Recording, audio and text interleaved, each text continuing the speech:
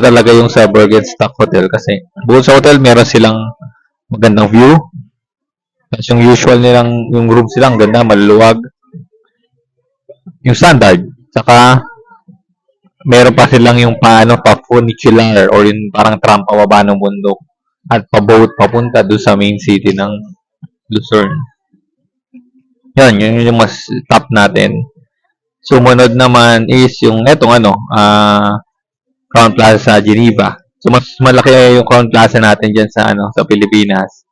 So mas maganda doon. Pero pwede na to. And then next is yung Starritz Hotel, yung sa Italy. Yung pinaka list sa ranking is yung Dorint Hotel.